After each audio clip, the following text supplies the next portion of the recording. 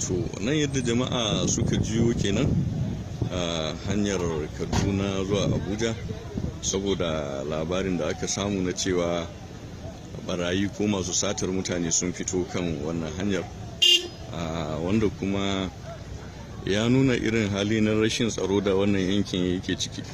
To ni dai tun daga tasowar mu daga Kaduna har muka iso wannan waje, wato gaba da garin gadar Malam Mamman, ban ga jami'in tsaro ko guda ɗaya ba.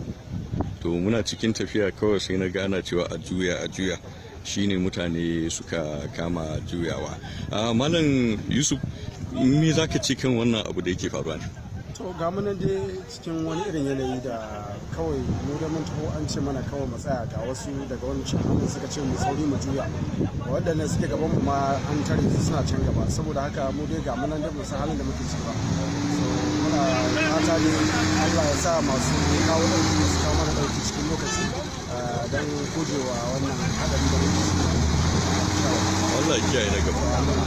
To ga dai da mutane suke ta juyawa saboda samu a guje waɗannan miyagun mutane.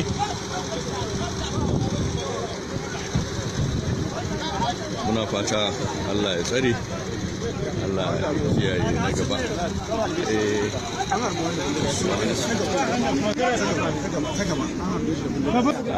Inda shi wannan malami da aka harba yake fatan za a zo, ga ma dai takalmansa ga rigarsa nan, yadda za a samu a ba da dama a tafi da shi asibiti. Wato hanyar ta kulle ne ma, ko da wani abu ake fatan zai iya faruwa sai mutane sun buɗe hanya domin a samu a tafi da shi wannan bawan Allah.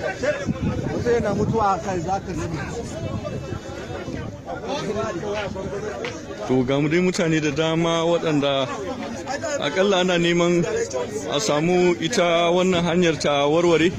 Idan ta samu ta warware sai a ɗau wannan bawan Allah wanda aka harba domin a samu a kai shi asibiti.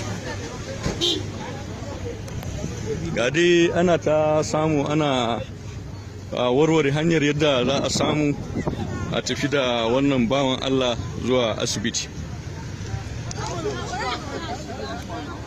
Ga dai shi wannan bawan Allah wanda wannan abun ya shafa, amma an nuna bai kamata a bashi ruwa ba a halin yanzu. Abun da ya kamata a bashi magani tukuna